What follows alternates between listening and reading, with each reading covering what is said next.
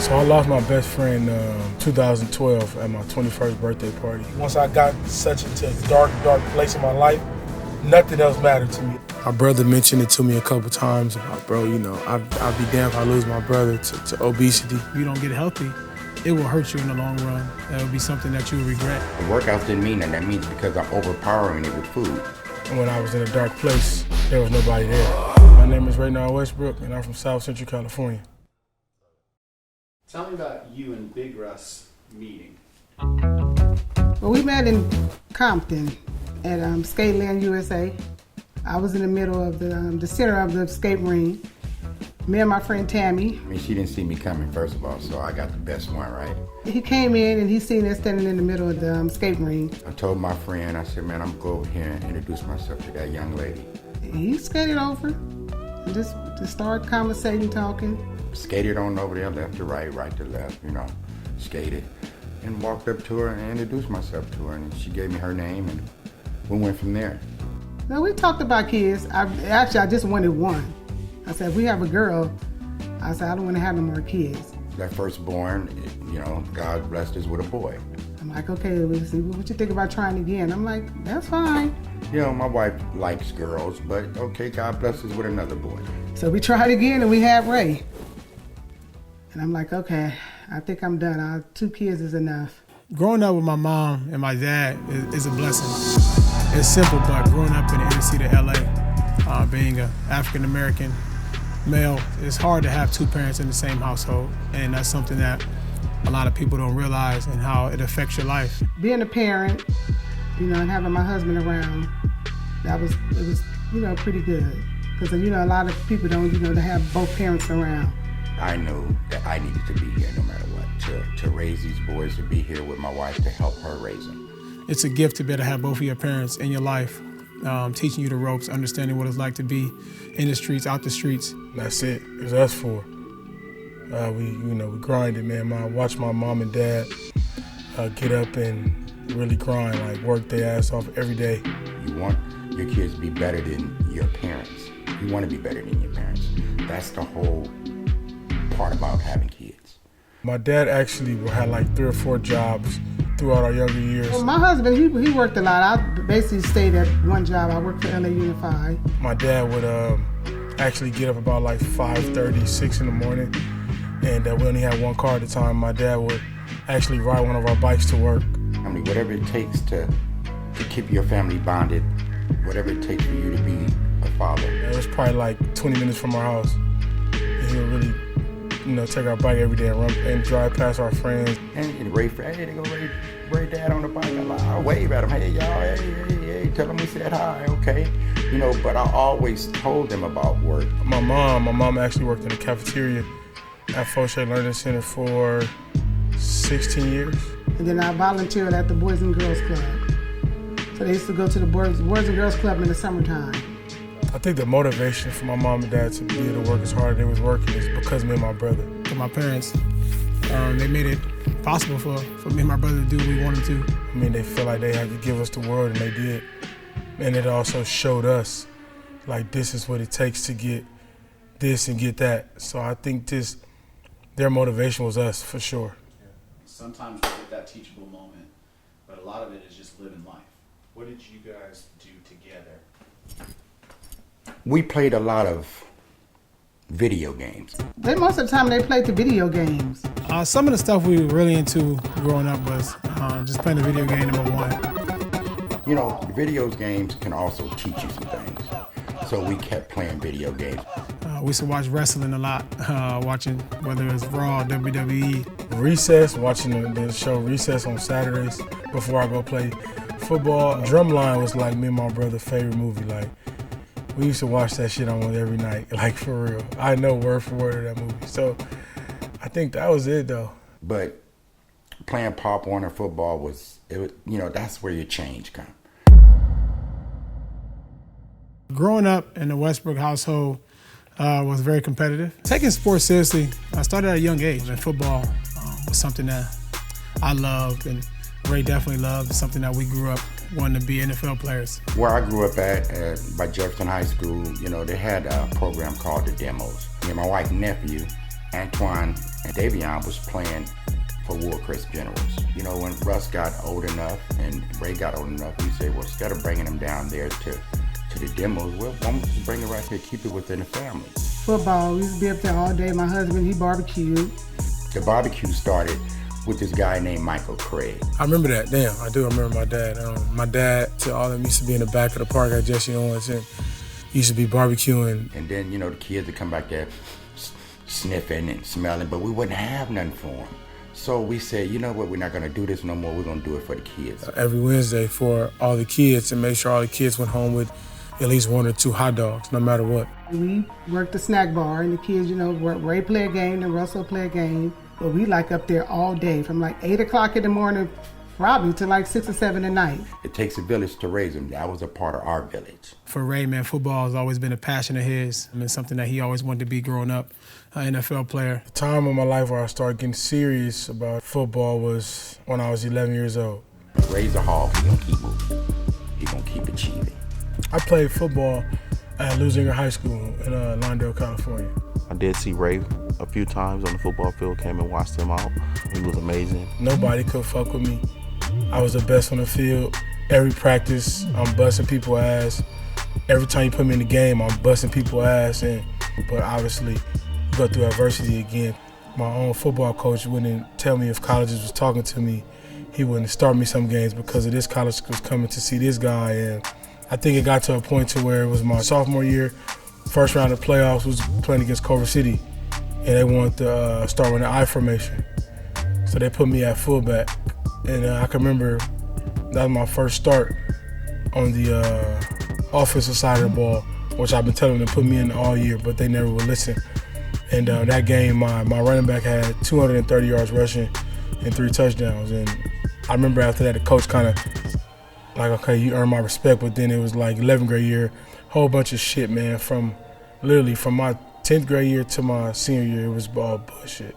And it's created his drive, and that's when I seen, at least being his brother, seeing him every day, being able to see his drive to be better, to be the best he can possibly be at playing football. So when I left Lusinger, like I said, I didn't get none of the schools, didn't know none of the schools I was talking to out of high school, so I had to go to junior college. I went to El Camino Junior College with Coach Featherstone over there. Played there for 2 years, and after that I went to University of Central Oklahoma. And I got my undergrad there, played there for a year. With his younger brother graduating from college, Oklahoma City Thunder star Russell Westbrook did his part to make the day as special as possible. And then I transferred to University of OU to be in a master's program. How old were you? Where were you in life? I was 24. Okay. I had just got my undergrad. Okay. And I was getting ready to actually go for my master's, and I got hurt. So you got a knee injury, torn meniscus. What does that do to your head? Man, when I tore my meniscus, it fucked my head up. So I started my first year master's online. Okay. I had just had surgery, so I was out for 8 months. Okay. So through that whole time, I'm here in LA, and I'm on bed rest, obviously. So all I'm doing is eating. Yeah. Like, I'm just eating. Shit makes me happy. I'm depressed. I lost my best friend, 2012, so it was just everything was coming down at once, and I was just depressed. I was just eating. So I lost my best friend 2012 at my 21st birthday party. My mom and dad threw me a party. After the party, we wanted to go to the after party, and went to the after party and got in a big fight. And then he was killed that night. He got rushed to the hospital. We get to the hospital, he pronounced dead, and that day right there just shifted my whole life. That shit triggered me in a different space, and I was fucked up for years, but the thing, when it happened, I had football still. And then, 5 years later, to get hurt, everything, all my thoughts start coming back into my head about him. I mean, I think about him every day, but it kind of got him more as if he had just died that day. And I think once I was in depression, I started thinking about him, and it triggered me to do other shit. And it's crazy that I've always been a self-motivated person. I always motivated people around me.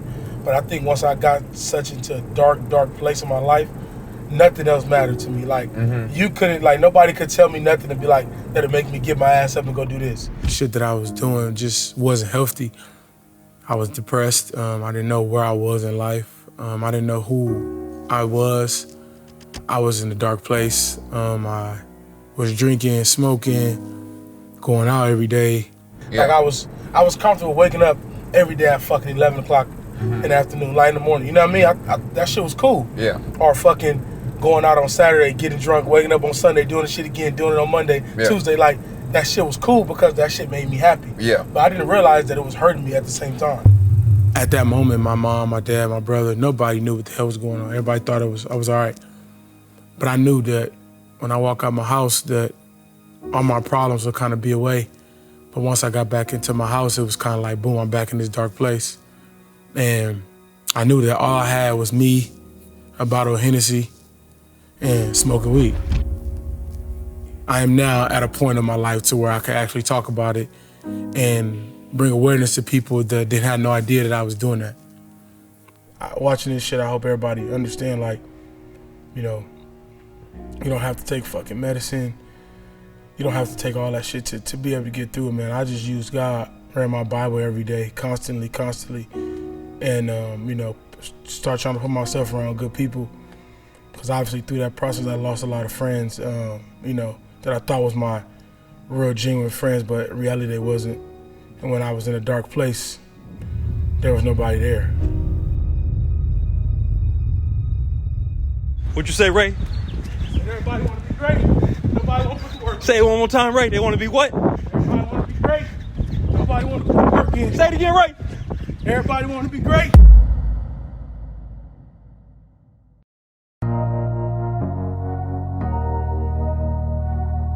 Who are you? Raynar Westbrook. I'm sorry, I can't hear you. Raynar motherfucking Westbrook. Okay. All my life, been grinding all my life. Sacrifice, hustle paid the price. Want a slice, got to roll the dice. That's why all my life, I've been grinding all my life. Look, To my little brother, my road dog. You mean so much to me, man. You're my role model. You're my role model. My brother mentioned it to me a couple times about, bro, you know, I'd be damned if I lose my brother to obesity. I feel like it's my duty to hold him accountable. Nobody know him better than I do. And I mentioned to him multiple times, like, if you don't get healthy, it will hurt you in the long run. That will be something that you'll regret. So about a year ago, he held a workout for all of his boys for his birthday. That's what he wanted to do for his birthday was, you know, that's what kind of kickstarted his journey. I went to Houston with my brother right before he was getting ready to go to the bubble, and I stayed there for a week and I worked out with a guy named Dose.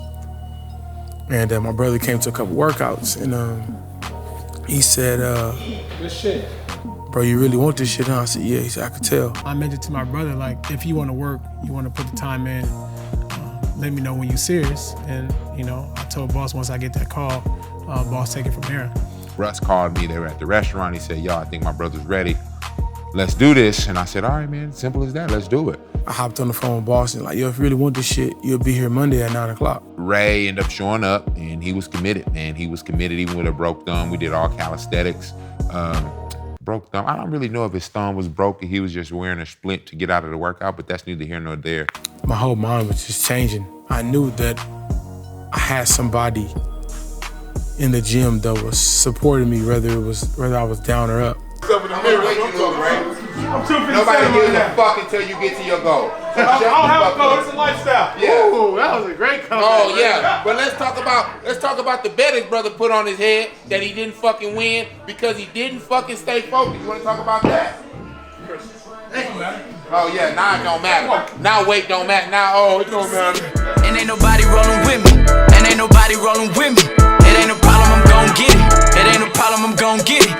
This is trip. When you come in and just train, I assess your mental. I challenge you. I say things that may be very uncomfortable to you. I'm testing you to kind of see what can you withstand, and do I need to put more pressure or take pressure off? Ray's a tough motherfucker, you know, and I love the tenacious attitude, you know, the shit talk. I've seen how hard I can push him or how hard he can push me. He called me, he was like, yo, bro, I think I found it, you know, this is the type of training I need. And he just kind of hit a turning point from there. him working out with the group of guys that he works out with plays a big part. Ray is a socializer. He's a people person. He likes to have fun. So that he's working out with a group of people that believe in him, that has fun with him, I think that plays a big part. Last time that I checked, it was 5 chains on my neck. It was no smut on my rap. Last time that I checked, I was selling zones in the set.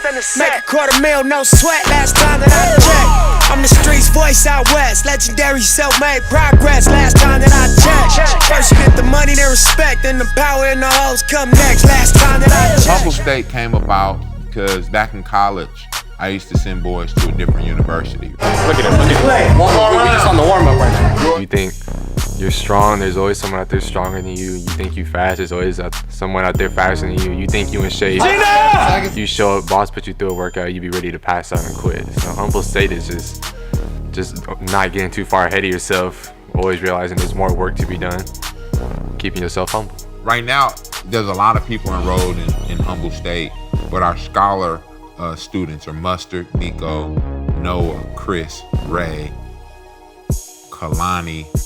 It used to be Ferg, ASAP Ferg. I'm gonna call him tonight because me and ASAP got to talk about this. They just come with a great energy, you know, the shit talking, the competitiveness they all have. You can't fuck with me. And when you're working out to that, it makes it a lot easier to work out. Me and Mustard compete on any fucking level, no matter what it is. Like, that's my guy. Set, go! You can't fuck with me, nigga! You can't fuck with me, nigga! We kind of just got our own friendship by, you know, just me holding him accountable, because at the end of the day, you got Boss, you got Chris, you got Kehlani, Nico, and Noah, and nobody's been fat like me and Ray. I know where he's coming from with a lot of stuff. I've been that place. I've been super big, and for me, when I was losing my weight, I wouldn't listen to the person that had the 6-pack or anything. I was listening to the person that was 300 pounds, 340 pounds, like me. And I think that helped me and Ray's relationship as well. But also, Ray seen me lose the weight, so it's real coming from me because I've been there before. So it's a certain curriculum to be a just trained trainer. I'm telling you, nothing hurts. You gotta be tatted, nothing hurts. They're never tired. Like, I don't, it's crazy. Every time I see some type of nonsense going on, the two of you are like fucking busting up, cracking jokes, doing shit. Bro, that ketchup and mustard is funny. Hey, so all just trainers are tatted?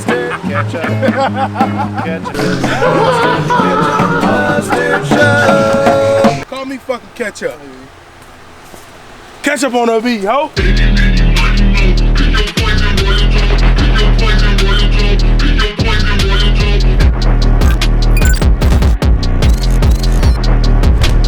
It never fails. Ray cheats every time. He just asks him how many he did. Right, that wasn't 12. That was 12. No, the fuck it was not. How many out you did? 4. That wasn't 12. He cheated. Ray, I don't know where you went to school, what math you took, but you might be the worst counter I've ever encountered. You skip reps every single time we work out. That's why we're watching every fucking rep. Let's go, because you've been cheating.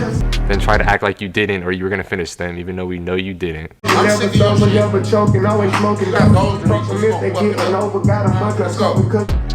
And with that, I don't know if you know how to read a clock because you're late 20, 30 minutes to every session, every basketball game. Like it's ridiculous. Let's talk about basketball. Who's the better team? If you're asking the better team, I mean, obviously it's my team. Me, Lil KK, Kalani, Chris. If we playing 3, that's our squad. Ain't nobody beating us 3. He's a bum. Mustard, bum. Nico, bum. Boss, awful. I'm done playing with these motherfuckers, man. Yeah, in just training, it's always about adjusting to the client, right? So we start playing basketball. Is that a question? Like, who's the better team? It's like, it's me on the team with Boss and Nico. Like, come on, man. We might as well get a 10-day. Russ, hit us up, man. Get us a 10-day. Boss is a full-on hack. Kalani has never dunked. He's 6'6", played college basketball. He's never dunked in a game. Ray, he always fucking Mustard up. Always. Like, Mustard can't guard him. Like, at all. They hated on Jesus, man. I'm sure you have footage of me busting Ray's ass. So at this very moment, I want you to take a clip of that and Ray know what that sound means. You know, all that can't guard and shit, he has to make the shot. On the court, though, I think that's made our bond, stronger. It's something that I look forward to every day, even though my body always hurts afterwards. Give me my money. That's serious. Give me my money. I've noticed Ray's kind of energy and motivation change. He broke his bondage of depression. We're superheroes, and I want him to embrace his superpower. Started working out with Boss, and he found a whole new motivation, and he's been killing it ever since.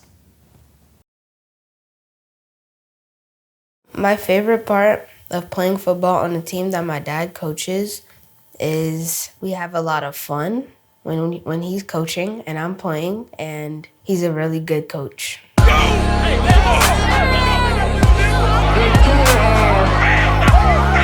3, 4, 5, 6. I mean, honestly, I think the reason why I started coaching youth football was for me to find a way to give back to my community, give back to youth, just to be able to help these kids get through these tough times and be able to help them get to high school and college. So that's my biggest thing. We are here to make y'all be better football players and better men.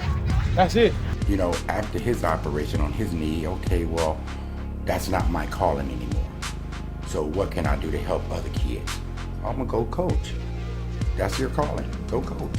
The kids love Ray. It goes beyond him coaching.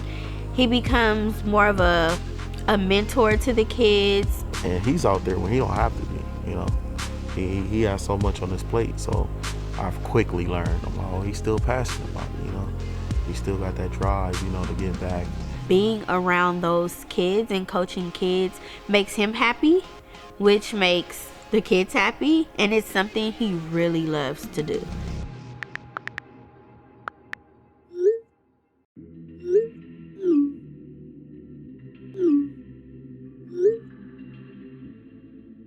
Yeah, man, shit, one of my good friends passed away, was Friday. Yeah, Friday night, like 2 in the morning. He had a heart attack. He was overweight. Shit, honestly, shit probably gave me more fuel.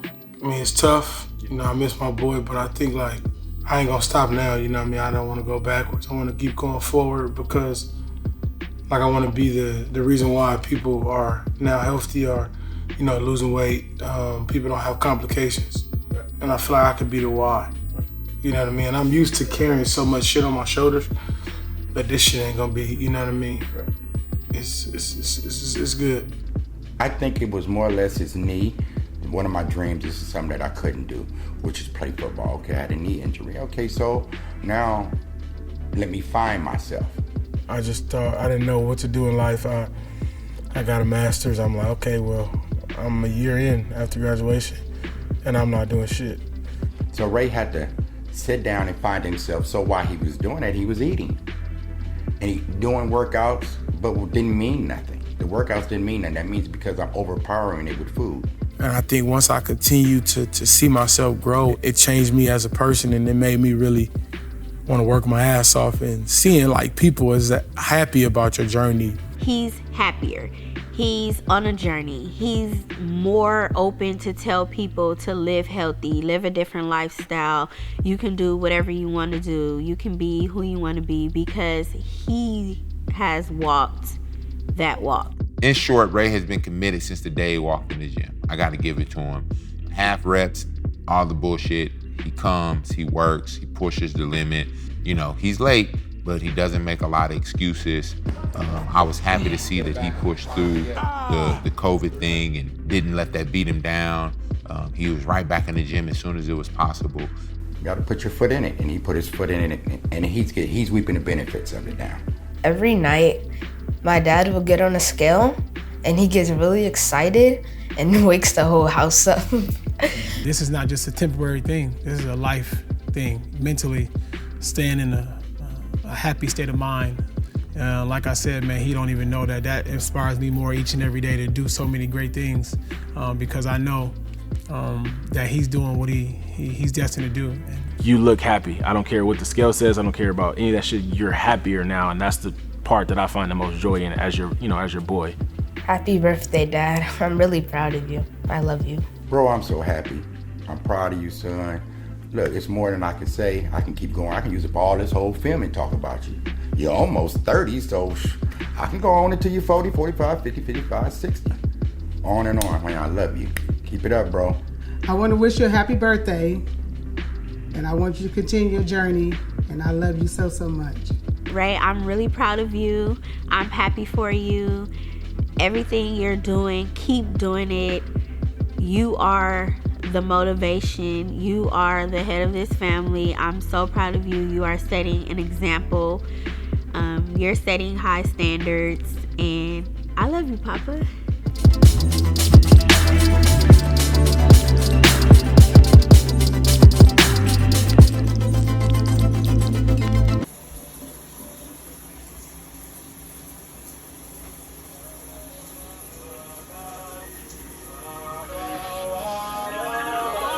Look, my nigga, this is dedication. This is anti-hesitation. It's a real nigga celebration. It's a dime block declaration. 59th and 5th Ave, granny house with vanilla wafers. It's the remedy to separation. Tupac of my generation. Blue pill in the fucking matrix. Red rose in the great pavement. Young black nigga trapped and he can't change it.